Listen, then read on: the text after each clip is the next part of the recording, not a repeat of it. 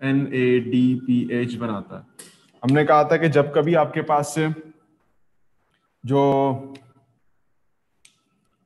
मैं बना दूं, जब भी कभी आपके पास से इलेक्ट्रॉन PS2 से प्लास्टिक क्यूनॉन के पास से गुजरता है तो आपके पास यहाँ पर hydrogen ion from stroma to lumen present अंदर आ जाते हैं। उसके बाद ये दोनों के दोनों सारे के सारे यहाँ से मूव करके यहाँ जाते हैं और यहाँ जाने के बाद आपके पास यहाँ पर ATP सिंथेस होता है। ATP सिंथेस से ये बाहर मूव करते हैं और बाहर मूव करने के बाद आपके पास यहाँ ATP की फॉर्मेशन होती है। तो हमने कुछ ऐसी बातें की थी, सिर्फ और सिर्फ आपके पास यहाँ इलेक्ट्रॉन ट्रांसफर हो रहा है, इलेक्ट्रॉन की ट्रांसपोर्ट की एक चेन चल रही है। जिस तरह से हम लोग क्रैब्स साइकिल के बाद भी देखेंगे कि वहां पर ट्रांसपोर्ट ऑफ इलेक्ट्रॉन्स हो रहे हैं, वैसे यहाँ पर भी आपके पास ट्रांसपोर्ट ऑफ इलेक्ट्रॉन्स चल रहे हैं। आपके पास ATP भी बन रहा है, आपके पास NADPH भी बन रहा है। अच्छा, NADPH बन रहा है from electron transport, hydrogen ions की मूवमेंट से आपके पास ATP आगे चलूंगा और एक स्टेप आगे चल के फिर इस पे जाते हैं कि NADPH और ATP जो बना है तो ये कहाँ इस्तेमाल होगा और इसकी क्या यूजेस है। देखो यहाँ पर हम लोग जितनी बातें कर रहे थे वो सारी कर रहे थे with respect to electron movement, with respect to excitation energy. अब हम जो बात करेंगे वो सिर्फ केमिकल रिएक्शंस की बात करेंगे।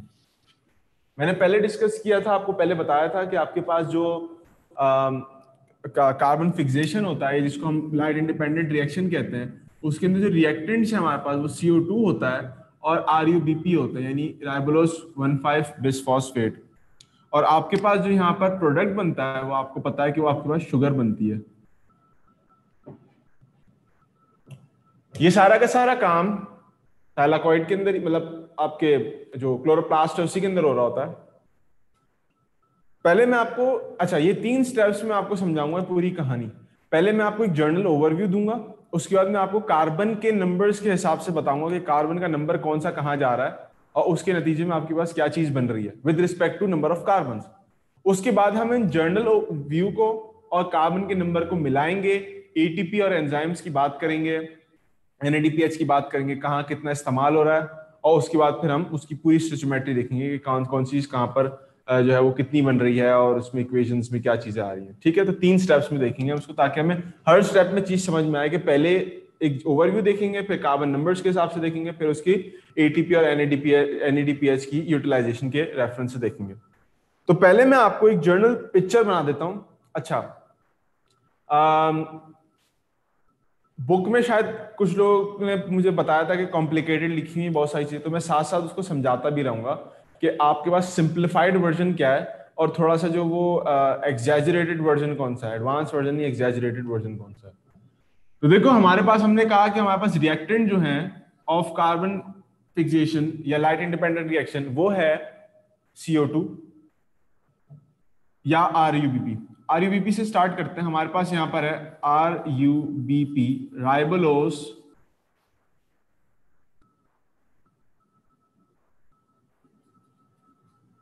वन फाइव बिस फॉस्फेट,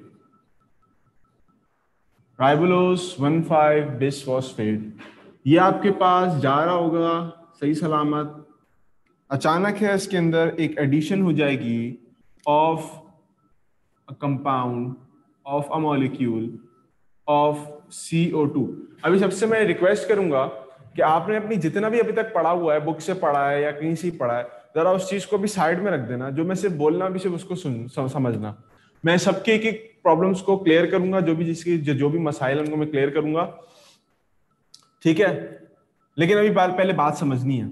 आपके पास RUBP और कार्बन डाइऑक्साइड आपस में मिलते हैं तो आपके पास एक 6 कार्बन कंपाउंड बनता है जो कि अनस्टेबल होता है।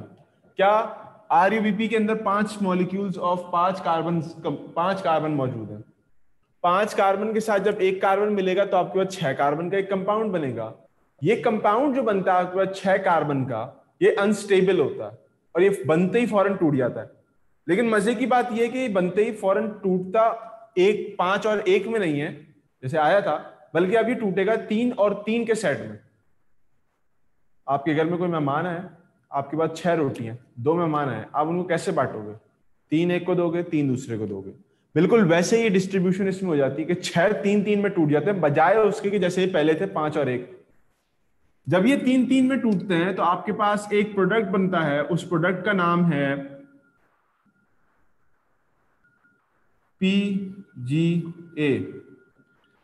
अच्छा, इस पॉइंट पे आपकी बुक में लिखा है यहां पर G3P बनता है। G3P का फुल फॉर्म होता है ग्लिसर एल्डिहाइड 3 फॉस्फेट। कुछ लोग PGAL भी इस्तेमाल करते हैं उसके लिए, लेकिन यहां पर जो ये वर्ड है इसका मतलब है फॉस्फो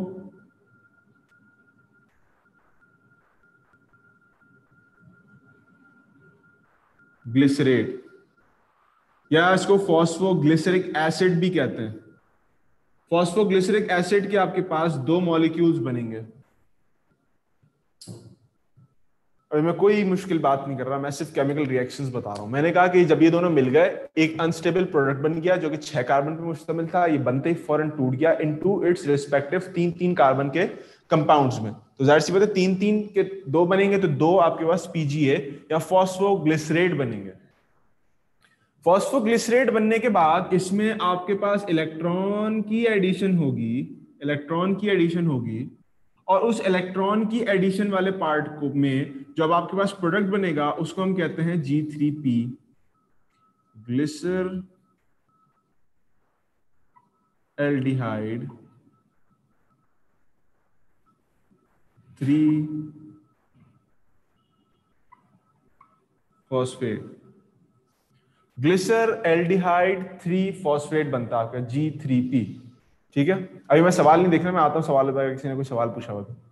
उसके बाद ये G3P आगे जाता है, इसमें से आपके पास यहां से C6H12O6 यानी कि ग्लूकोज आपके पास फॉर्म होता है, एक हेक्सोज शुगर फॉर्म हो जाती है। After series of reaction, after series of reaction आपके पास G3P वापस कन्वर्ट हो जाता है इनटू RuBP। इसको अगर हम देखें तो हमें पता चलता है कि carbon fixation, carbon fixation 3 steps पे मुश्तमिल है। 3 स्टेप्स पे। पहला स्टेप है आपके पास कार्बोक्सिलेशन या कार्बन फिक्सेशन।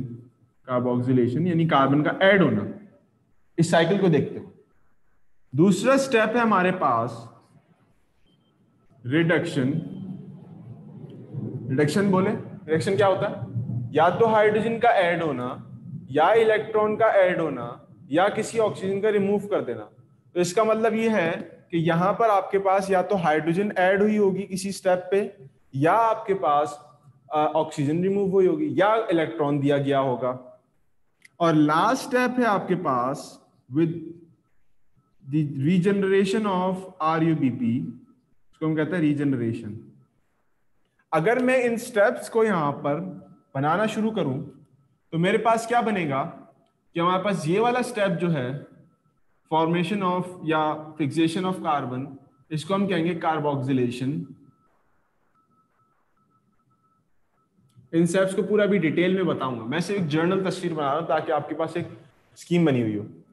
उसके बाद आपके पास एडिशन ऑफ इलेक्ट्रॉन, इसके कहलाता है रिडक्शन। आपके पास कार्बन बन गया।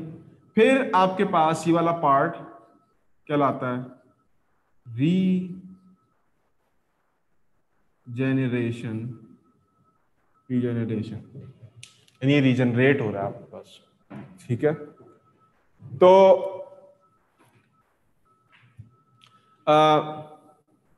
हाँ, मैं बुक अभी लेके आया हूं साथ में, चीजें भी बताता रहूंगा साथ साथ। अब आपके पास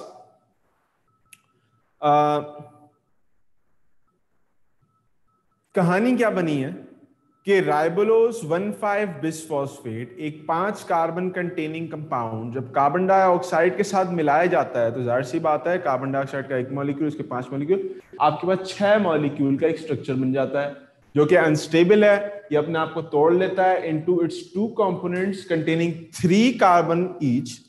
और जब ये फिर फर्दर आपके पास हाँ स्टार्ट वहीं से हुआ, आरयूबीपी से स्टार्ट हुआ। फिर उसके बाद ये अपने पास रिडक्शन होती है इसके अंदर, यानी इसके अंदर इलेक्ट्रॉन्स की एडिशन होगी और फिर ये आगे मूव करके आता है, एक नया कंपाउंड बनता है, इसको हम कहते हैं G3P, ग्लिसर एल्डिहाइड 3 फॉस्फेट। ये ग्लिसर एल्डिहाइड 3 फॉस्फेट भी जाहिर सी बात है ये दो चल रहे थे तो उसके आगे भी मैं यहाँ 2 लिख देता हूँ, 2, वो 2 ही थे तो वो 2 ही आगे बनेंगे ना, हर एक रिस्पेक्टिव अपना एक अलग बनेंगे। वहां से फिर आपके पास ग्लूकोज बन जाता है और बकिया तमाम G3P जो है आपके पास वो रीजनरेट हो जाता है इनटू RUBP। 3 स्टेप्स में काम हुआ है, कार्बोक्सिलेशन, कार्बन फिक्सेशन, इलेक्ट्रॉन का एडिशन और उसके बाद रीजनरेशन। हाँ दो मैंने बनाया ना, 2 लिख दिया मैंने यहाँ पर मैंने यहाँ 2 लिख दिया, ठीक है ना। अब इसकी तस्वीर ले लो ताकि मैं इससे आगे मूव करूं। ये तो एक जर्नल व्यू था आपके पास कि किन स्टेप्स में चीजें हो रही हैं और आपके पास जो है वो कौन सी चीज कहां बन रही है। अब इनको देखते हैं with respect to number of carbon, कि कार्बन के नंबर्स के हिसाब से देखो मेरे पास है ना पुरानी बुक है, पुरानी बुक वाली जिसके अंदर 1 और 2 बुक्स अलग होती थी, तो मुझे नंबर पेज नंबर नहीं पता, शायद 248 247 के करीब है, देख लेना उसको। अगर वही सेम नंबरिंग है तो सही है, 248 247 के आसपास कोई नंबर होगा जहाँ डार्क रिएक्शन शुरू हो रहा है। ये डार्क रिएक्शन, हाँ देखो आपकी बुक के अंदर इसका नाम दिया हुआ है लाइट इंडिपेंडेंट रिएक्शन और डार्क रिएक्शन और केल्विन साइकिल और रिडक्टिव पेंटोस फॉस्फेट साइकिल भी कहते हैं कुछ लोग इसको। देखो सारे नाम अच्छे हैं, रिडक्टिव पेंटोस फॉस्फेट साइकिल भी अच्छा है, केल्विन बेंसल साइकिल भी अच्छा है, लेकिन लाइट इंडिपेंडेंट रिएक्शन नाम इसका अच्छा नहीं है। और आपके पास इसका जो दूसरा नाम ये इस्तेमाल करते हैं डार्क रिएक्शन, वो भी टेक्निकली सही नहीं है, क्योंकि मैंने पहले ही बताया था शायद कि आपके पास ये तमाम का तमाम काम लाइट में हो रहा होता है और इसके लिए लाइट रिक्वायर्ड होती है इनडायरेक्टली। इनडायरेक्टली कैसे कि इन दोनों को फिक्स करने वाला, इन दोनों को फिक्स करने वाला जो एंजाइम है उसका नाम क्या है, राइबोलोज 1,6 बिसफॉस्फेट कार्बोक्सिलेज, जिसको हम रुबिस्को भी कहते हैं। रुबिस्को जो है आपके पास वो उसकी एक्टिवेशन के लिए लाइट रिक्वायर्ड होती है। आपने पढ़ा होगा कि जब एंजाइम्स का चैप्टर पढ़ा होगा तो कुछ एंजाइम्स को कुछ प्रिकर्सर्स चाहिए होते हैं जो उनको एक्टिवेट करते हैं। इसी तरह से रुबिस्को की एक्टिवेशन के लिए लाइट रिक्वायर्ड होती है। अगर लाइट नहीं होगी रुबिस्को एक्टिवेट नहीं होगा। जब रुबिस्को एक्टिवेट नहीं होगा तो आरयूबीपी और कार्बन डाइऑक्साइड जितनी आ जाए कोई भी उनको मिला नहीं सकता, कोई भी उनसे जो है वो ग्लूकोज नहीं बना सकता। खाली ये नहीं है, इन साइकिल में 5 और एंजाइम्स भी आते हैं जिनको लाइट रिक्वायर्ड होती है, और रुबिस्को में जितनी ज्यादा लाइट होती है उतना ज्यादा रुबिस्को की एक्टिविटी अच्छी होती है, ठीक है। तो इसलिए हम इसको ना डार्क रिएक्शन कहते हैं, ना अब इसको हम लाइट इंडिपेंडेंट रिएक्शन कहते हैं, बल्कि इसको सिंपली एक आप केल्विन साइकिल नाम दे दो अगर साइंटिस्ट को ट्रिब्यूट पेश करना है तो, वरना आप इसको कार्बन फिक्सेशन नॉर्मल नाम दे दो, ठीक है। तो लेकिन आपकी बुक के अंदर डार्क रिएक्शन और लाइट इंडिपेंडेंट रिएक्शन लिखा है, क्योंकि वो पता नहीं मेरे ख्याल में 1970 की किताब है, इस वजह से कहने में कोई हर्ज नहीं है। ना लाइट रिएक्शन डार्क में हो सकता है, ना कार्बन फिक्सेशन डार्क में हो सकता है, दोनों लाइट में होता है और साइमल्टेनियसली एक ही टाइम पे हो रहे होते हैं। GA3P भी कह सकते हैं क्योंकि एल्डिहाइड है ना, तो आप ए भी ऐड कर सकते हो, यहाँ पर ए भी ऐड कर सकते हो, ऐड करने में कोई मसला नहीं है, ठीक है। तो आपके पास अच्छा ये जो इनकी इनिशियल्स है ना, जो इनिशियल लिखे हुए PGA लिखा हुआ है, G3P लिखा हुआ है या RUBP लिखा हुआ है, इसको में आप एक आध चीज को ऐड कर सकते हो। कहीं आपसे लिखा जैसे भी किसी ने पूछा कि GA3P हो सकता है, बिल्कुल हो सकता है। ग्लिसरल एल्डिहाइड बन जाएगा तो ए ऐड कर सकते हैं आप, ना करना चाहे तो कोई मसला नहीं है। यहाँ पर भी ग्लिसर फॉस्फोग्लिसरिक एसिड अगर मैं कह रहा हूं तो यहाँ पर ए ग्लिसरेट, कुछ लोग यहाँ टी भी लगा देते हैं, कोई मसला नहीं है, उसको इनिशियल्स में कोई मसला नहीं है। हाँ मेंशन करने में कोई इशू नहीं, आप ए भी मेंशन कर सकते हैं। मैं स्लैश डाल के लिख देता हूँ ताकि जो लोग बुक को फॉलो कर रहे हैं तो वो इसको फॉलो कर लें। अच्छा, बुक के अंदर मेरे ख्याल में GA3P इस वजह से लिखा है क्योंकि यहाँ पर उन्होंने G3P मेंशन किया बुक में, यहाँ पर उन्होंने शायद G3P मेंशन किया। NTS में तो आप वही ऑप्शन मार्क करोगे जो आपकी बुक में लिखा है। आपकी बुक में 5 नाम दिए हैं स्टेप को, dark reaction, light independent reaction, reactive pentose phosphate cycle, kelvin benzyl cycle, और मैंने एक एडिशनल नाम दे दिया कार्बन फिक्सेशन का। आम नाम दे सकते हो क्योंकि आपकी बुक के अंदर है, तो आप वही लिखोगे जो कि आपकी बुक के अंदर मेंशन होगा। हाँ, मैंने देखो अभी यहाँ पर कहीं ATP और NADPH की बात नहीं की है, मैं वो एंड में करूंगा ताकि एनर्जेटिक्स उस वक्त समझाऊं। पहले बात समझ में आ जाए फिर एनर्जेटिक्स भी समझ में आ जाएगी, ठीक है। तो इसको मैं आगे लेके चलता हूँ, इसको मैं मिटाने लगा हूँ। अच्छा, जो लाइट रिएक्शन वाला जो अप्रेस्ड नॉन अप्रेस्ड है, अभी मैं थोड़ी देर में उसको एड्रेस करता हूँ, उसको भी सवाल को एड्रेस करता हूँ, ठीक है। तो मैंने सबने तकरीबन कॉपी कर लिया होगा, इसको कॉपी कर लें ताकि मैं इसको मिटा दूं। अच्छा,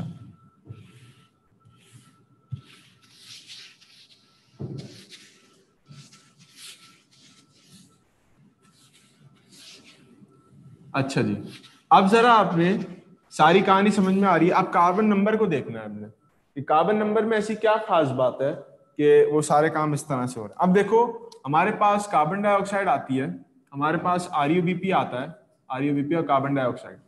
हमें पता है कि कार्बन डाइऑक्साइड में सिंपल एक कार्बन है और यहाँ पर 5 कार्बन होते हैं, ठीक है। अब जब ये 5 कार्बन और एक कार्बन आपस में मिलेंगे तो क्या बनेगा, सबको पता है, एक अनस्टेबल प्रोडक्ट बनेगा जिसके अंदर 1 2 3 4 5 6 कंपाउंड, 6 आपके पास कार्बन होंगे। अनस्टेबल प्रोडक्ट बनेगा आपके पास।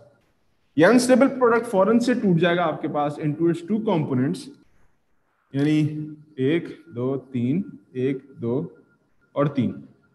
इसको हम नाम दे रहे हैं PGA का, ठीक है। उसके बाद इसके अंदर इलेक्ट्रॉन एडिशन होगी, सारी कहानियां होंगी। ये आपके पास कन्वर्ट हो जाएगा इनटू, मैं सिंपल बातें कर रहा हूं, देखो यहां पर नॉर्मल आपकी डिस्ट्रीब्यूशंस चल रही हैं और कुछ नहीं है, इनटू 3 कन्वर्जन हुई, थोड़ी सी इसके अंदर एडिशन हुई, इसको हम कहेंगे कि ये GA3P, इसको मैं लिख देता हूं आपकी बुक के हिसाब से। ग्लिसरल्डिहाइड 3 फॉस्फेट बन गया। ग्लिसरल्डिहाइड 3 फॉस्फेट जब बन गया एक बार, तो अब क्या होगा, आपके पास ये दोनों मिल सकते हैं, 1 2 3 4 5 6, या आपके पास क्या बन गया, ग्लूकोज, 6 कार्बन कंपाउंड बन गया। जब ये 6 कार्बन कंपाउंड बन गया तो आपके पास ग्लूकोज की सिंथेसिस तो हो गई। सिंपल बातें की है मैंने, कोई मुश्किल बात नहीं की। एक कार्बन कार्बन डाइऑक्साइड से आया, 5 कार्बन RUBP से आया, मिल गए 6 कार्बन बना। ये अनस्टेबल था,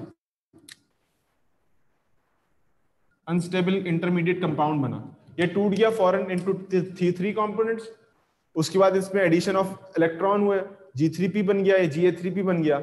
इनके बाद इसको मिला दिया, आपके पास ग्लूकोज बन गया। अब यहां पर एक छोटा सा मसला आ गया हमारे पास। मसला ये आया है कि अगर हम इस तरह से ग्लूकोज बनाना शुरू कर देंगे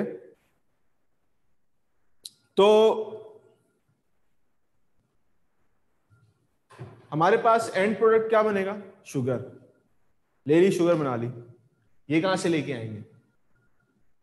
जब हमारे पास ये नहीं बनेगा तो अगली साइकिल जब हमने कार्बोहाइड्रेट बनानी पड़ेगी तो हमें क्या करना पड़ेगा, हम इसको तो इस्तेमाल नहीं कर सकते, है ही नहीं हमारे पास, कहां से लेके आए। तो अब प्लांट को क्या करना पड़ेगा, प्लांट इस कार्बन को बजाय एक कार्बन लेने के अब 6 कार्बन लेगा, ताकि 6 कार्बन को इस्तेमाल करे और जोड़ के अपने पास कार्बोहाइड्रेट बना ले। यही ऑल्टरनेटिव रहेगी ना प्लांट के पास। तो जब उसके पास उसने 6 की 6 को कंबाइन कर लिया यहां पर, तो अल्टीमेटली उसके पास क्या बचा एंड में, कुछ भी नहीं बचा। ये तो रीजनरेट ही नहीं हुआ।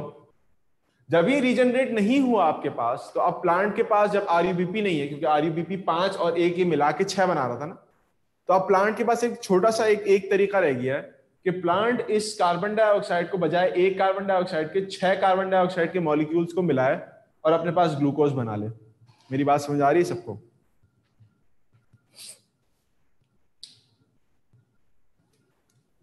देखो डायरेक्टली कन्वर्ट क्यों नहीं हो रहा, इतना लंबा प्रोसेस क्यों चल रहा है, क्योंकि ये हमारी थ्योरेटिकल कोई केमिस्ट्री नहीं है कि हम इसमें फॉर्मूला डालना काम हो जाए, एक फॉर्मूला में प्लस करके कर दिया।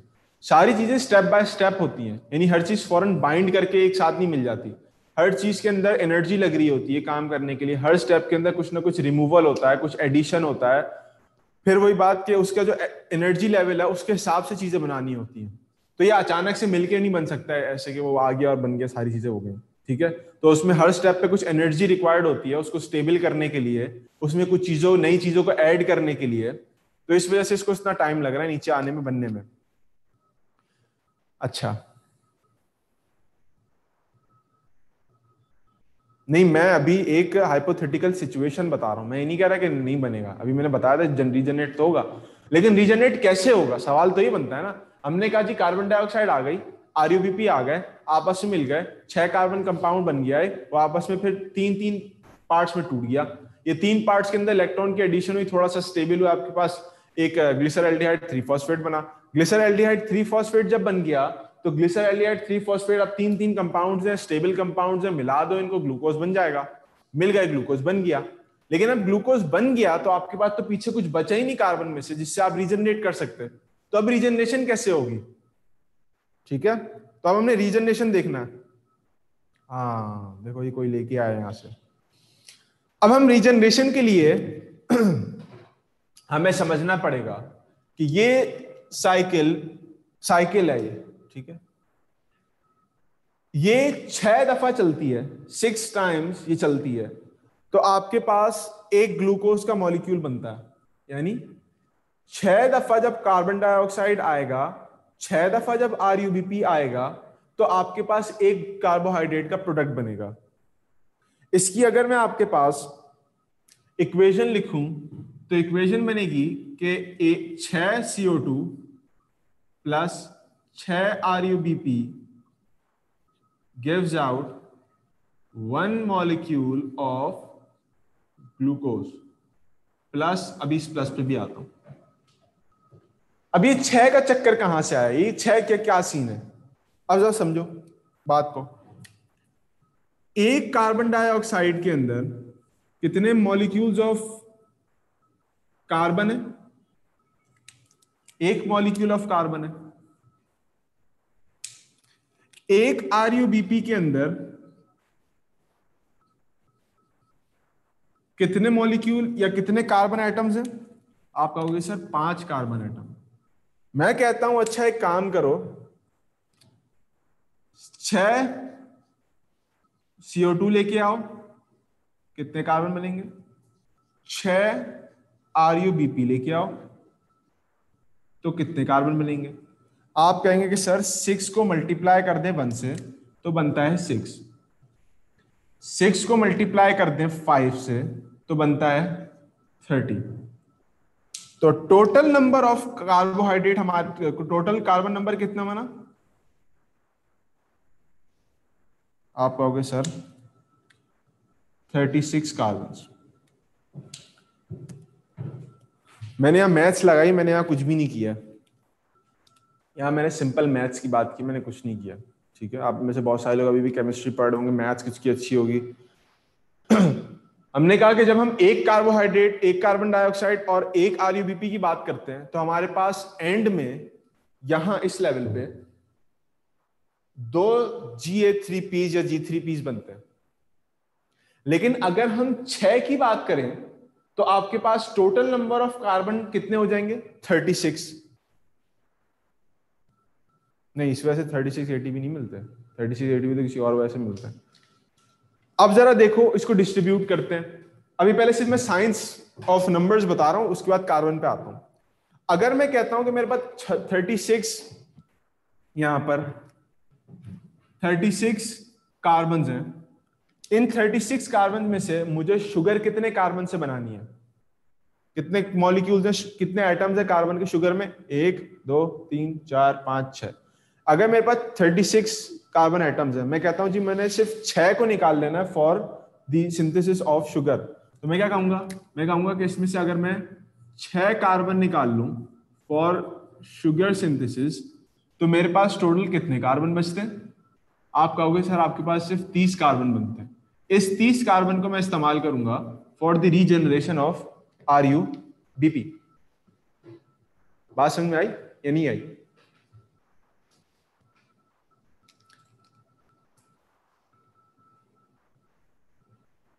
3 आरयूबीपी।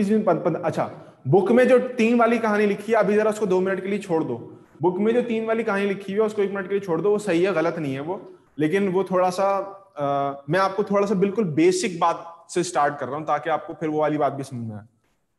समझ में आई ना? तो क्लियर हो गया ये बात। अगर मेरे पास 36 है तो उसमें से मैं 6 को तो अलग कर दूंगा शुगर बनाने के लिए, बाकी मेरे पास 30 बच जाता है। मैं कहता हूं अब 30 को इसको कहीं ना कहीं इस्तेमाल करने जाती है, बस जाया तो करना नहीं है। 30 कार्बन को बहुत मेहनत से आया है हमारे पास, तो इन 30 कार्बन को हम आरयूबीपी की मैन्युफैक्चरिंग के लिए इस्तेमाल कर लेंगे। सिंपल बात हो गई।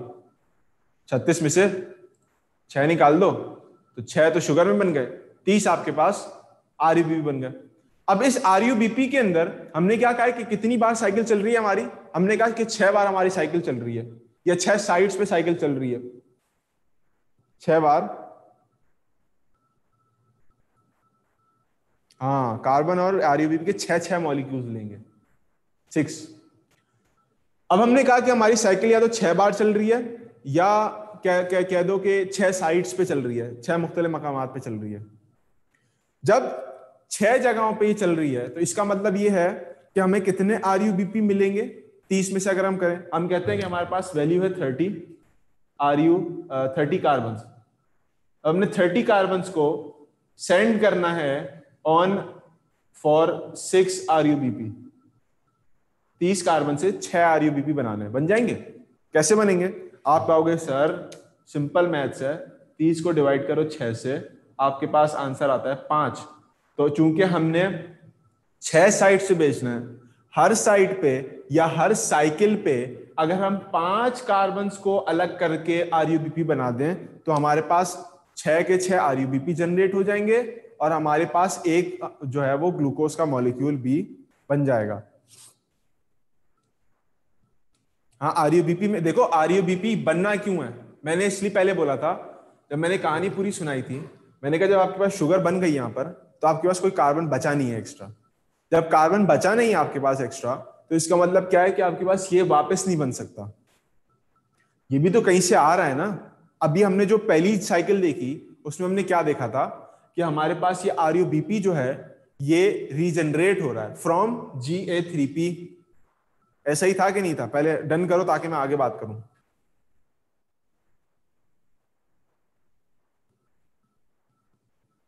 ठीक है ना, ये बात हो गई। अब हमारा मेन मकसद क्या है? हमें पता है हमारे पास ग्लूकोज तो बन ही जाना है, लेकिन अगर ग्लूकोज के बाद अगर कोई कार्बन नहीं बचा जो कि आरयूबीपी बनाए तो हमारे पास ये साइकिल दोबारा चल नहीं सकती। साइकिल दोबारा चल नहीं सकती। तो इस साइकिल की जब हमने स्टिचोमेट्री देखी तो हमें पता चला कि साइकिल एक बार नहीं चलती बल्कि साइकिल 6 बार चलती है। 6 बार का मतलब क्या है? हर बारी में एक कार्बन डाइऑक्साइड, एक आरयूबीपी आएगा, और इस तरह से मिलते मिलते मिलते 6 बार साइकिल चलती जाएगी आपकी। जब आपकी साइकिल 6 टाइम्स चलेगी तो 6 टाइम चलने की वजह से आपके पास क्या होगा कि बजाय यहां पर ये 2 बने, आपके पास ये टोटल कितने बन जाएंगे? इसको अगर मैं मल्टीप्लाई कर दूं 6 से तो ये बन जाएंगे तकरीबन कोई 18 बनेंगे ना? हाँ, नहीं, 12 बनेंगे ये। ठीक है, 6 कार्बन कंपाउंड आपके पास जो है वो 6 दफा बनेगा। तो टोटल आपके पास जो कार्बन नंबर निकलेंगे वो अब बजाय 6 के 36 निकलेंगे। 36 कार्बन आएंगे आपके पास, 12 बनेंगे, तो आपके पास टोटल 36 कार्बन बनेंगे 6 साइकिल्स के अंदर। यहां तक बात समझ में आई मेरी?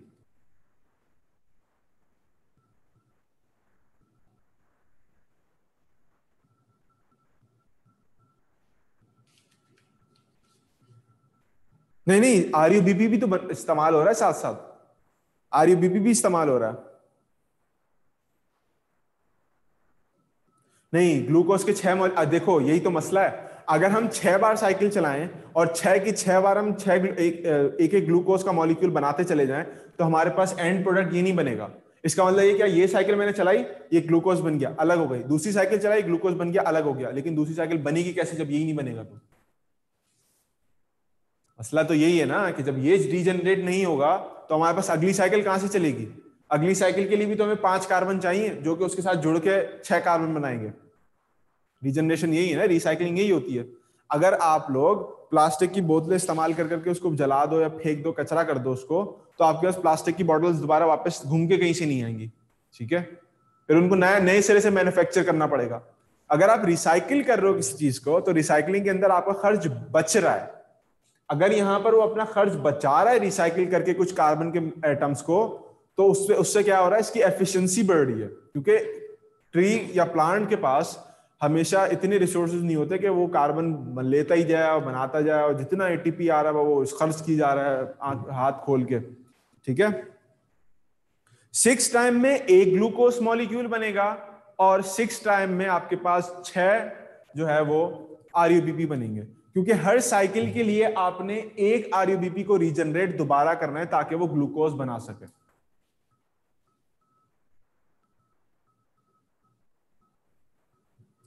अब देखो, हाँ, उस ये मैं इस वाले पॉइंट पे भी आ रहा हूं कि अगर 6 कार्बन डाइऑक्साइड से काम चल जाएगा तो हम आरयूबीपी क्यों बना रहे हैं। अब इसको मैं एंड में समझाता हूं इसकी वजह क्या है।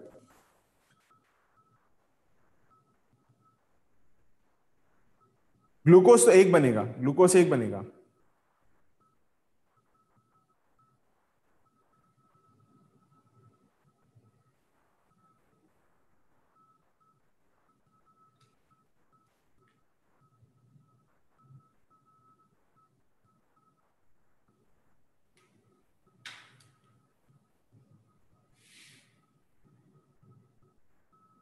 अच्छा, अब इसमें एक काम मैं आपको करके दिखाता हूं। अगर अच्छा, कैलकुलेशंस देख लो पहले, और ये टोटल कैलकुलेशंस देख लो आप। उसके बाद मैं एक काम ये करता हूं कि मैं इसको कार्बन एटम वाइज पूरी साइकिल बना देता हूं आपके पास कि टोटल कार्बन एटम्स कितने साथ जा रहे हैं, साथ काम कर रहे हैं, ठीक है? तो आपको बात समझ में भी आ जाएगी, ठीक है? जरा इसकी तस्वीर ले लो ताकि मैं इससे आगे चलूं। अभी सारे सवाल सब सवालों के जवाब आपको मिल जाएंगे। मैं जरा इसकी तस्वीर ले लूं ताकि मैं आगे चलूं।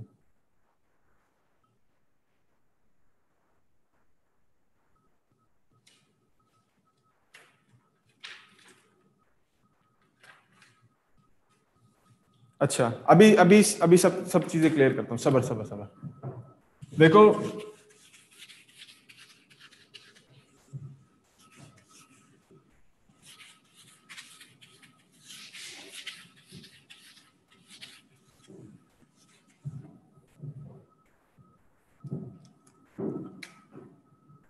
कार्बन 6 प्लस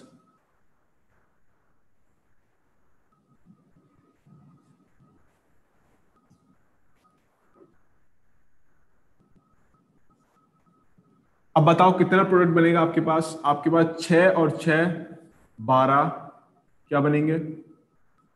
1 2 3 4 5 6, 6 का प्रोडक्ट बन गया। आरयूबीपी और कार्बन डाइऑक्साइड के 6 मॉलिक्यूल्स को हमने बाइंड कर दिया, और हमारे पास 12 टोटल प्रोडक्ट बन गए।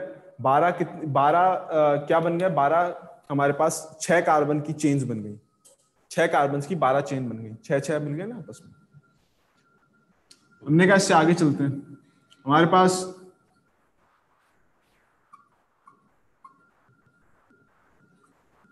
सॉरी, ये टूट जाएगा इनटू 6 और 6, ठीक है? उसके बाद ये फर्दर सब कन्वर्ट होंगे इनटू,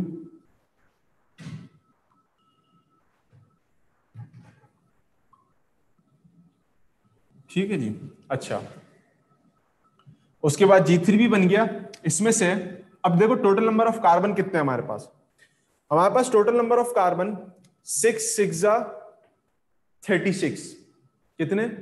36। अब मैं जरा इसको अगर खोल के लिखूं तो मैं आपके पास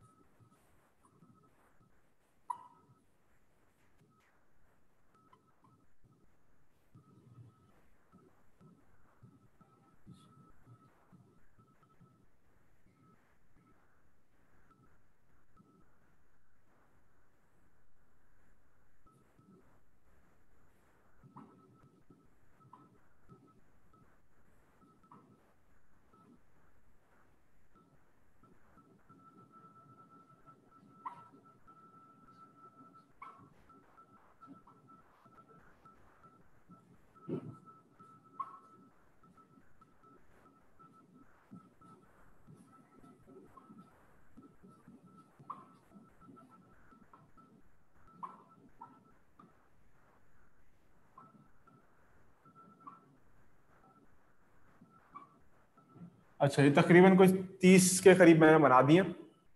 ठीक है, 30 के करीब बना दिए। 6 और बना देता हूं इसमें।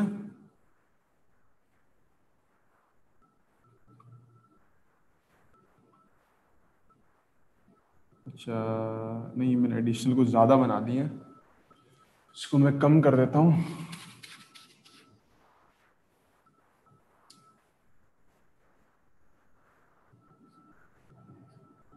अच्छा जी। अच्छा, अब बात समझने की कोशिश करना। आपके पास टोटल यहां पर कितने कार्बन हो गए? आपके पास 6 कार्बन डाइऑक्साइड थे, 6 ये थे। ये आपके पास कितने थे? 1 2 3 4 5, तो 5 6 30 ये हो गए। और इसकी कैलकुलेशन यहाँ 6 है, 6 यहाँ 6, तो यहाँ टोटल आपके पास होंगे विथ रिस्पेक्ट टू 30 कार्बन। ठीक है, अब आप 30 कार्बन से आगे चलते हो तो आपके पास यहाँ पर तकरीबन बन जाते हैं 15 और 15। ठीक है, और यही फिर फर्दर आपके पास 30 और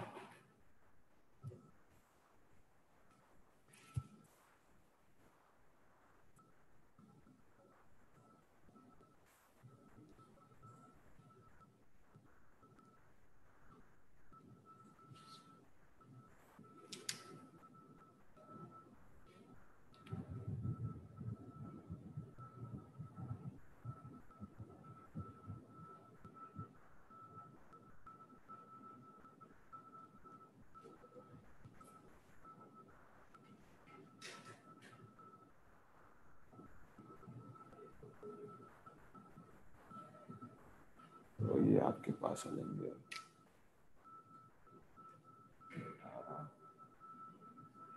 18। अच्छा जी,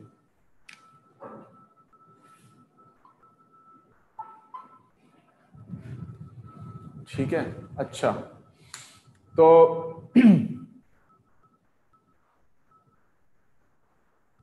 तो ये आपके पास टोटल हाँ, वो मैंने समझाने के लिए बताया, भी उसमें से रिमूव करते आता, मैंने तो बना दिए थे सारे बगैर देखे। अच्छा जी, तो आपके पास टोटल अब ये 36 कार्बन्स का एक मजमुआ बन गया है। आपके पास टोटल जो है वो 36 कार्बन्स एंड में आ गए। यहां पर ये बन गया है 36 कार्बन्स। अब इन 36 कार्बन्स में से अगर मैं बनाना शुरू करूं आपके पास,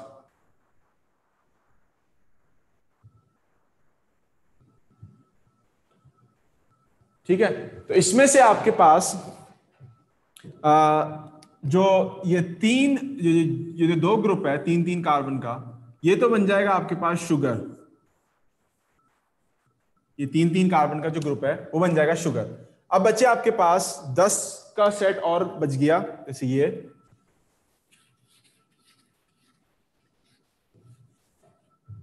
तो अब आपने इन सब को रीजनरेट करवाना है 5 5 करके, यानी 1 2 3 4 5 6 7 8 9 10 11 12। अब आपके पास अच्छा 9 10 2 और बना देता हूं इसके। अब आपके पास टोटल कितने कार्बन हो गए? 36 कार्बन जो थे उनमें से 6 तो आपने शुगर के लिए इस्तेमाल कर लिए, जो वहां पर आपकी पूरी लंबी चेन चलती हुई आ रही है। अब आपके पास जो टोटल बच गए, इन टोटल में से आपने कितने जनरेट करने अपने पास? हर साइकिल के लिए 6 आरयूबीपी जनरेट करने। ठीक है, 5 5 कार्बन के। तो अब इनके पूरा लंबा प्रोसेस होता है कि पहले 3 जुड़ते हैं, 3 में से 5 निकलते हैं, 4 बच जाते हैं, फिर उसके बाद फिर फर्दर और 4 उसके अंदर 3 जुड़ते हैं, फिर 3 3 करके अलग होते हैं, फिर करते करते एंड में आपके पास जो टोटल नंबर ऑफ कार्बन बचे हैं वो 6 इस्तेमाल हो गए for the formation of sugar, और जो 30 बच गए वो इस्तेमाल होते हैं for the formation of RUBP। अब सवाल ये है कि 6 कार्बन की पूरी चेन तो इस्तेमाल हो गई for the formation of sugar, बाकी जो आपके पास बच गए वो इस्तेमाल होंगे for the formation of RUBP। तो अब कैसे अलग अलग डिस्ट्रीब्यूट होंगे ये? इसके अंदर डिस्ट्रीब्यूशन ऐसे होती है कि आपको पता है कि 5 कार्बन की एक चेन बनानी है हमने, इसको कितनी बार कितनी साइकिल से भेजना है? 6 साइकिल से भेजना है। तो 6 साइकिल में भेजने का मतलब ये है कि ये टोटल आपके पास कितना हो गया? 30।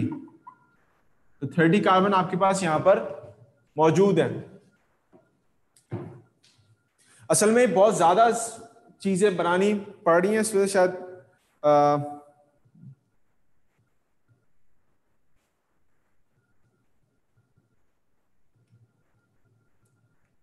जी जी जी, बोले बोले बोले।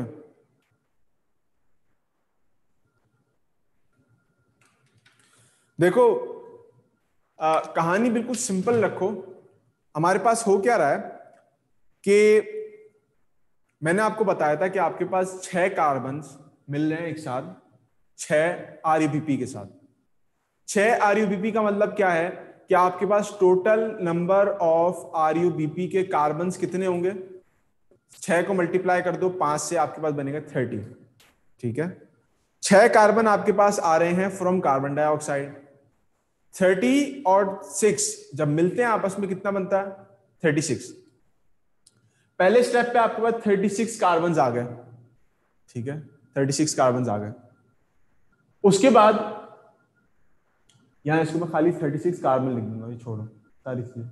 36 कार्बन आ गए आपके पास यहां पर इस स्टेप पे। ये 36 कार्बन थे, ये अनस्टेबल आपस में बॉन्ड हुए थे, अनस्टेबल थे। ये सारे के सारे टूट गए। कितने में टूट गए? अब बराबर बराबर चीजों के अंदर चलेगा। अब जाहिर सी बात है, मैं इसके अंदर अगर 6-6 करके बनाऊंगा तो मेरे लिए बड़ा लंबा बन जाएगा बनाना। तो मैंने समझाने के लिए इसको 2 पीसेस में तोड़ दिया कि आपके पास एक ग्रुप चले जाएगा इस तरफ, एक ग्रुप चला जाएगा इस तरफ, 18-18 करके। ठीक है, मैंने पहले इजी तरीके से समझाया था कि अगर मैंने वो पूरी कैलकुलेशन बनाई थी वो इजीएस्ट तरीका था, लेकिन अगर समझ में नहीं आ रहा तो मैंने कार्बन को खोल दिया इसके अंदर। ठीक है, तो अब आपके पास क्या कहते हैं, हमें कहा था, अच्छा, तो अब ये फर्दर फिर आपके पास जो PGA है ये कन्वर्ट होगा GA3P के अंदर, और इस GA3P तक पहुंचते पहुंचते आपके पास तो total number of carbon dioxide बन जाएंगे, या जो टोटल नंबर ऑफ कार्बन बन जाएंगे वो 36 कार्बन हो जाएंगे। पहले से वही चलते हुए आ रहे थे, चेंज तो कुछ नहीं हुआ। अब सिर्फ फर्क ये है कि वो 3-3 के ग्रुप में डिवाइडेड है, बजाय कि वो 6 के ग्रुप में या पूरे 36 के ग्रुप में एक साथ हो। अभी जो 36 कार्बन हैं आपके पास, इनके अंदर से एक यानी 2 ट्रायोस फॉस्फेट यानी 2 3-3 कार्बन की चेन्स निकल के शुगर बना लेंगी, आसान सी बात। और बकिया जो आपके पास पूरी चेन बच जाएगी 30 कार्बन की, वो आरयूबीपी रीजनरेट कर लेगी। वो कैसे रीजनरेट करेगी? हमें पता है कि जी 5 कार्बन से मिलके आरयूबीपी बन रहा है। तो अगर हमने हर कार्बन हर एक चेन के अंदर आरयूबीपी भेजना है तो हमारे पास कितना बनेगा? 6 साइकिल से भेजना है ना, हमें 6 बार आया है, तो 6 साइकिल में जब हमने भेजना है तो हमारे पास टोटल नंबर कितना बन जाएगा कार्बन का? 30। यही बात मैंने पहले कैलकुलेशन में लिखी थी, ये बात मैंने अब यहां पर इसको खोल के लिख दी है। ठीक है,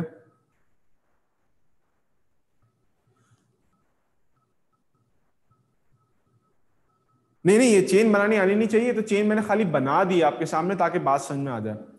अब मैं इसको पुराने वैसी स्टाइल में दोबारा कैलकुलेशन वाइज लिख रहा हूं। अगर अभी भी समझ में नहीं आ सकता तो फिर आप डॉक्टर नहीं बन सकते, सीधी बात तो ये है। देखो अब मैं इसको एक लास्ट स्टाइल से लिख देता हूं। हमने पहले बात की थी, एक कार्बन फ्रॉम कार्बन डाइऑक्साइड मिलता है विथ 5 कार्बन ऑफ आरयूबीपी। आपके पास टोटल बनते हैं 6 कार्बन। ये 6 कार्बन आपके पास टूट जाते हैं इनटू 3 कार्बन एंड 3 कार्बन। ये फिर फर्दर 3 कार्बन बनते हैं और ये भी फर्दर आपके पास 3 कार्बन बनते हैं। हमने कहा हमारे पास टोटल कितने कार्बन बन गए? 6 कार्बन का पूरा एक सीक्वेंस बन गया। लेकिन हम इससे अब शुगर नहीं बना रहे। शुगर अगर बनाएंगे तो हमारे पास यहाँ पर रीजनरेट 5 कार्बन नहीं हो सकते। तो हमने क्या कहा? हमने कहा कि हम इसको 6 बार चलाएंगे। इसका मतलब यह है कि अगर मैंने यहाँ 1 लिखा है तो मैं 1 की बजाय यहां पर क्या लिख दूं? 6। 6 मल्टीप्लाई बाय 1 6, 5 मल्टीप्लाई बाय 6 5 6 30। अब यहां पर जब ये छह आपस में मिलेंगे तो ये 6 कार्बन कंपाउंड भी कितनी बार मल्टीप्लाई हो जाएंगे, मल्टीप्लाई बाय 6। ऐसा ही है यहां पर भी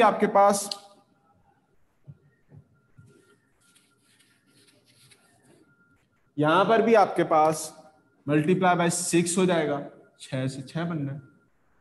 यहां पर भी आपके पास मल्टीप्लाई बाय 6 हो जाएगा, यानी 6 आपके पास टोटल, या 6 थी 18 और 18 और 18 करके आपकी, जैसे मैंने वहां बनाया, 3 PGAs निकल आएंगे।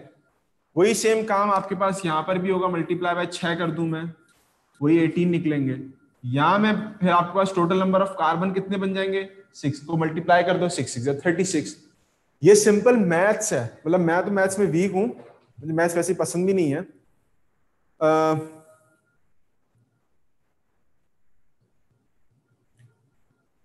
हाँ अब क्लियर हुआ, अब समझ में आया। मैं ऐसे मजाक कर रहा था, दिल पे ले लिया सबने। डॉक्टर बन के तुम लोगों ने ये शुगर थोड़ी बनानी है, शुगर बढ़ानी है, बनानी नहीं है, ठीक है। अच्छा जी, तो यही अब मैंने 3 तरीके से बताया। सबसे पहले मैंने यहाँ कैलकुलेशन की थी उस वक्त, जो मैंने मिटा दी।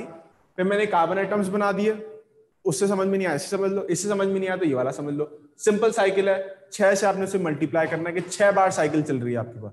जब साइकिल 6 बार चलेगी, एक बार साइकिल चलने में आपके पास 6 कार्बन निकल रहे थे टोटल, 6 बार साइकिल चलेगी तो आपके पास कितने कार्बन निकल लेंगे, नहीं समझ में आ रहा, इसको मल्टीप्लाई कर दो 6 से, तो आपके पास टोटल कितना बन जाएगा, 36 कार्बन बन जाएंगे।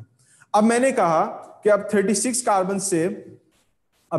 कार्बन जब आपके पास हैं, तो अब इन 36 कार्बन को यूज करते हुए आपने सिर्फ और सिर्फ 6 कार्बन को निकाल लेना है फॉर शुगर, और बाकी आपके पास 30 कार्बन बच जाएंगे। नॉर्मल साइंस फिजिक्स है, पता नहीं क्या है, मैथ्स है ना ये। 36 माइनस 6 इक्वल्स 30।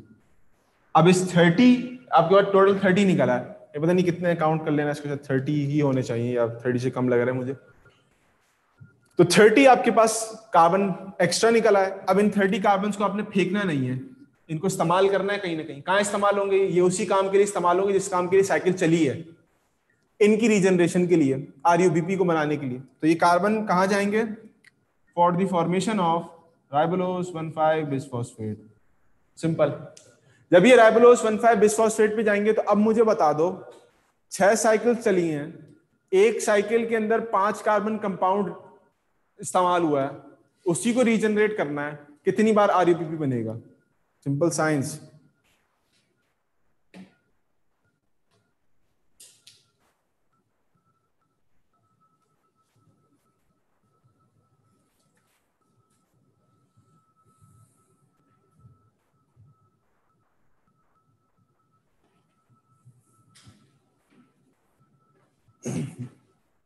सिक्स टाइम्स, ठीक है।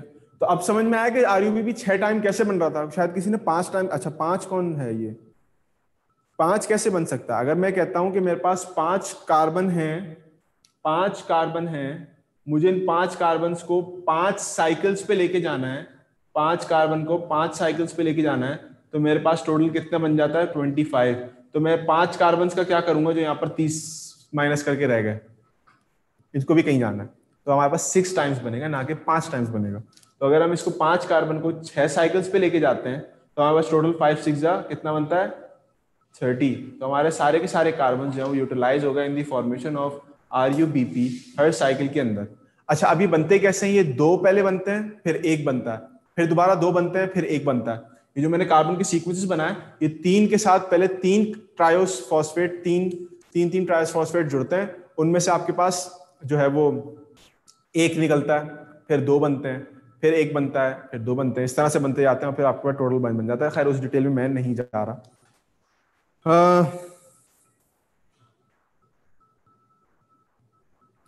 ये उस वक्त तक कंटिन्यूड रहेगा जब आपके पास एक शुगर नहीं बन जाती। जब एक बार आपके पास शुगर बन गई, तो अब ये फिर जब उसके पास दोबारा शुगर बनाने का उसके पास पोटेंशियल है, तो बनाता रहेगा, शुगर बनाता रहेगा, इसी तरह से बनाता रहेगा।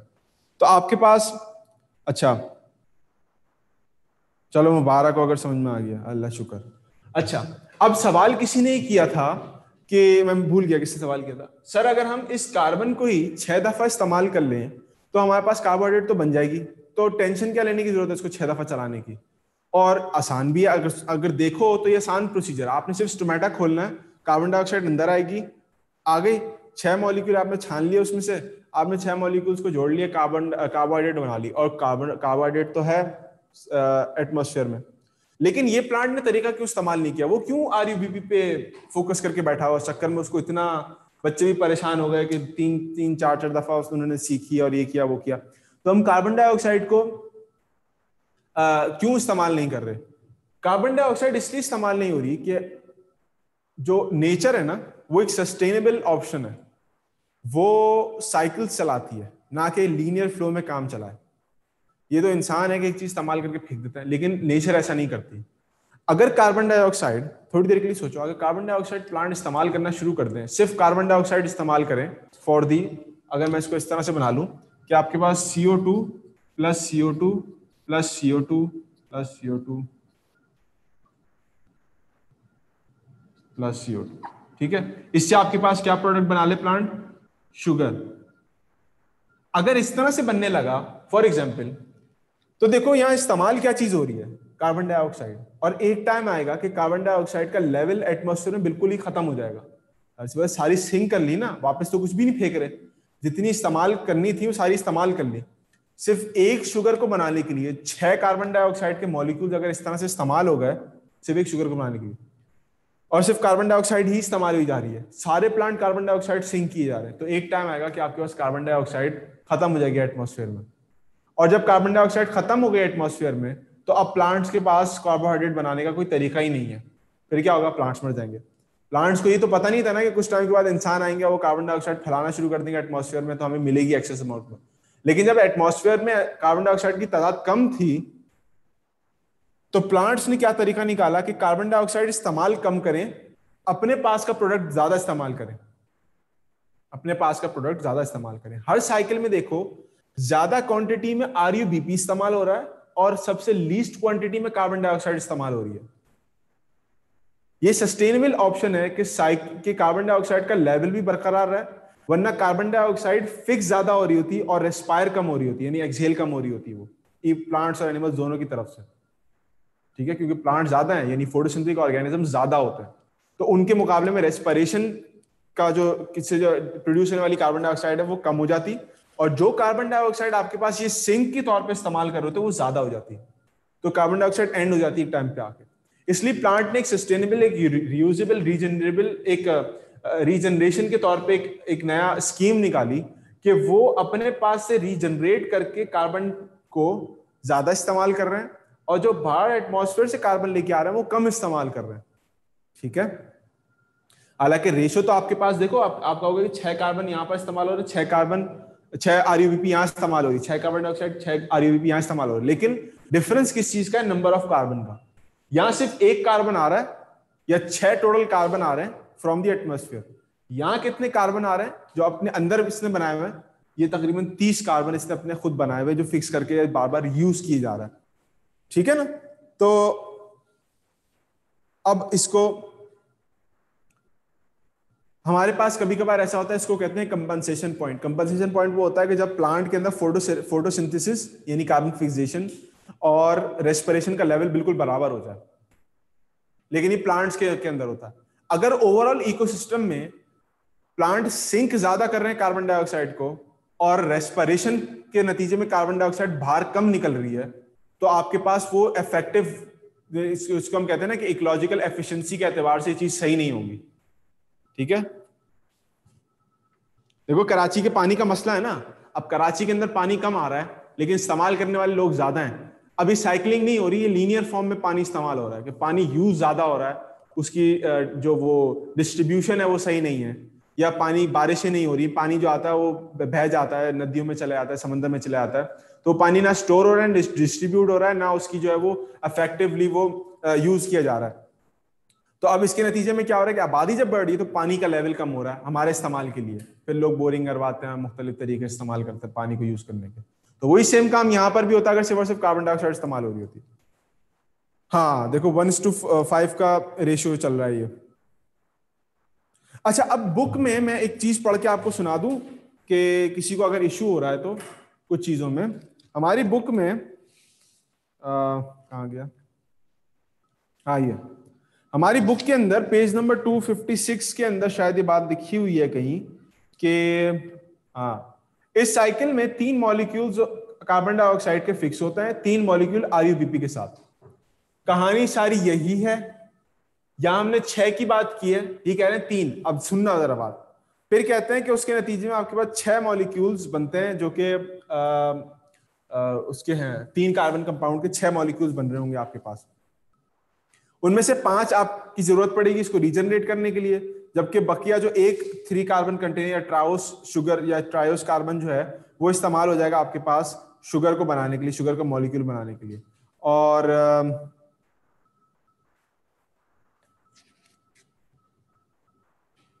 फिर बाकी के सारे जो हैं वो इस्तेमाल हो जाएंगे आपके पास री एंट्री या रिसाइकलिंग के लिए।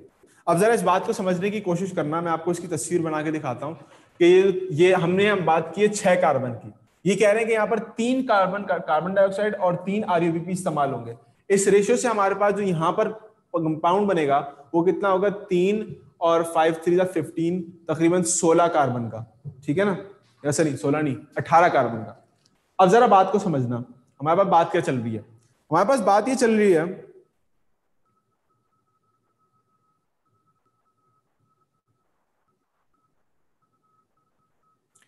कि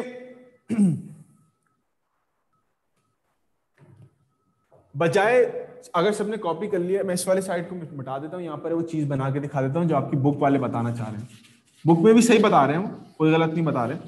वहां पर भी उन्होंने मेंशन किया कि आपके पास एक साइकिल फिर 6 दफा चलनी पड़ेगी। बजाय उन्होंने एक एक को कंसिडर करने के या टोटल 6 को कंसिडर करने के, उन्होंने आपसे बात ये की है कि आपके पास जो साइकिल है उसके अंदर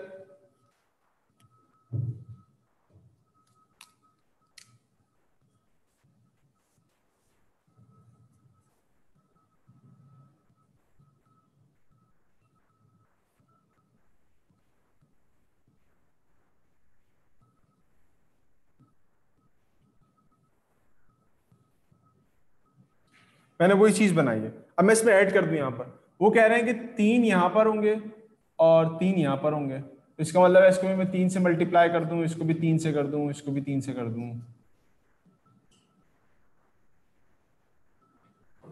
अच्छा, कहानी बिल्कुल ऐसे ही है। यहां पर हमने 6 की बात की, यहां पर ये 3 की बात कर रहे हैं। Total number of carbon and में आपके पास कितने प्रोड्यूस होंगे, 6 3 18, 18। इसका मतलब है कि साइकिल एक बार दोबारा चलेगी है ताकि आपके पास कितने बने, टोटल 36 कार्बन बन जाए। बात उनकी वही सेम है जो हम कह रहे हैं अभी, बात बिल्कुल एग्जैक्ट वैसे ही है। यहां पर दो, अगर हम 3 को कंसिडर करते हैं तो 2 दफा साइकिल चलेगी, अगर हम 1 को कंसिडर करते हैं तो 6 दफा साइकिल चलेगी। बात समझ में आ रही है? बात वही है, सेम बात है।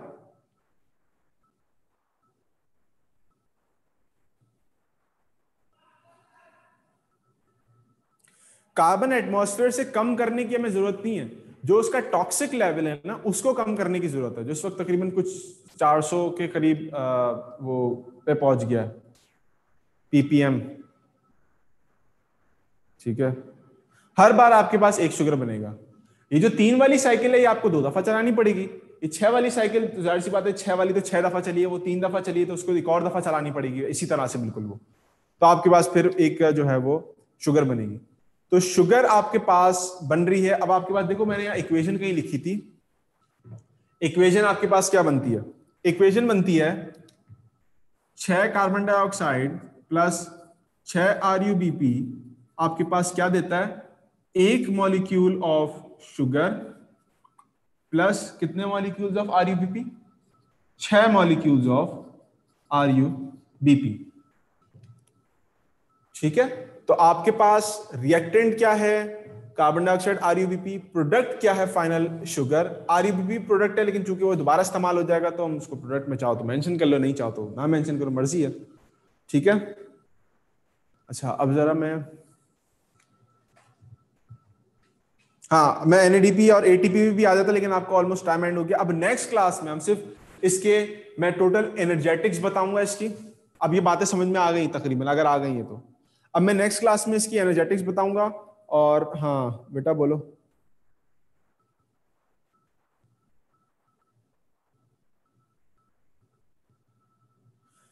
हाँ देखो, आपकी बुक में से उन्होंने मेंशन की ये बात, पूरी बुक पूरी उन्होंने डिटेल में नहीं बताई कि 13 जो मेन आपके पास क्या जो रिएक्शंस हैं उनके अंदर 11 एंजाइम इस्तेमाल हो रहे हैं। उनमें से एक एंजाइम का नाम तो हमें पता है कि यहाँ पर वो रुबिस्को सबसे पहले वाले में इस्तेमाल हो रहा है। अगर किसी को चाहिए होंगे तो मैं नाम बता दूंगा, लेकिन आपकी बुक में चूंकि नाम डिटेल से मेंशन नहीं तो नाम याद रखने की वैसे भी जरूरत नहीं है। ठीक है। अच्छा,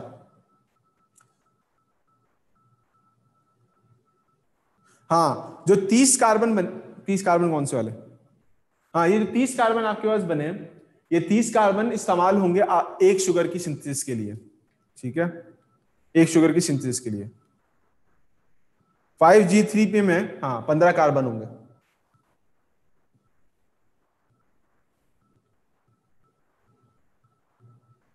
आरयूबीपी मैन्युफैक्चर कर सकता हो, वो आरयूबीपी तो मैन्युफैक्चर कर रहा है। पहली बार जब आरयूबीपी बना था आपके पास, तो पहली बार जो आरयूबीपी बना था उसके अंदर उसने प्लांट के अंदर वो कार्बन डाइऑक्साइड को ही मिला के बनाया था। जब कभी, बिल्कुल एवोल्यूशनरी पॉइंट ऑफ व्यू से मैं बात कर रहा हूं, जब उसने कभी आरयूपीपी बनाया था तो देखो उसने साइकिल यही चलाई है अपनी, शुरू से अपनी साइकिल उसने यही चलाई। अच्छा, आरयूपीपी कहां से आया? इसके अंदर राइबोलोस है, शुगर है और फॉस्फेट्स है। तो 5 कार्बन की शुगर है और फॉस्फेट है। ये बनाना कौन सा मुश्किल काम है प्लांट के लिए? प्लांट ने एक बार शुगर बना ली, अब उस शुगर को इस्तेमाल करते हुए उसने जैसे डीएनए बनाया, डीएनए के अंदर भी 5 कार्बन की शुगर होती है, पेंटोस शुगर, वो भी तो राइबोलोस होता है। वो कहां से आया? ये कुछ चीजें प्लांट के अंदर ये सेलुलर लेवल में मौजूद होती हैं, उसके बाय क्या कहते हैं कॉन्जिनाइटली, यानी ड्यूरिंग बर्थ या स्टार्टिंग में ही बाय डिफॉल्ट ही उसके अंदर कुछ चीजें पहले से प्रेजेंट होती है जिनको वो जोड़ता है। ठीक है। और चूंकि साइज है क्लोरोप्लास्ट में, तो क्लोरोप्लास्ट के बारे में कंसिडर किया जाता है कि क्लोरोप्लास्ट जो है पहले एक इंडिविजुअल ऑर्गेनिज्म था। मैंने शायद पता नहीं पहले कभी बताया कि नहीं बताया, वो एंडोसिम्बियोटिक थ्योरी कही जाती है कि क्लोरोप्लास्ट पहले एक ऑर्गेनिज्म था, उसको हेटेरोट्रॉफिक ऑर्गेनिज्म ने खा लिया लेकिन उसको डाइजेस्ट नहीं किया और दोनों ने मिलकर काम करना शुरू कर दिया। तो आपके पास ये सेल इस तरह से बना है।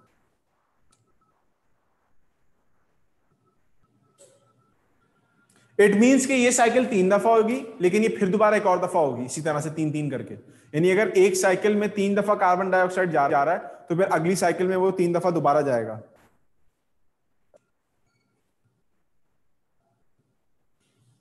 हाँ, दोबारा चलेगी वाली साइकिल, ये 3 वाली साइकिल एक बार दोबारा चलेगी जब आपके पास जाके वो होगा।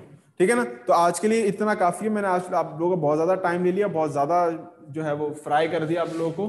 तो इसकी तस्वीर अगर ले ली अच्छी बात है, इसको कहीं से पढ़ लेना, इसको समझ लेना, और फिर इंशाल्लाह हम लोग जो है वो इसको नेक्स्ट क्लास में इसकी एनर्जेटिक्स देख के इसको खत्म करेंगे। एनर्जेटिक्स भी मैं एक बार आपकी बुक के हिसाब से भी बताऊं।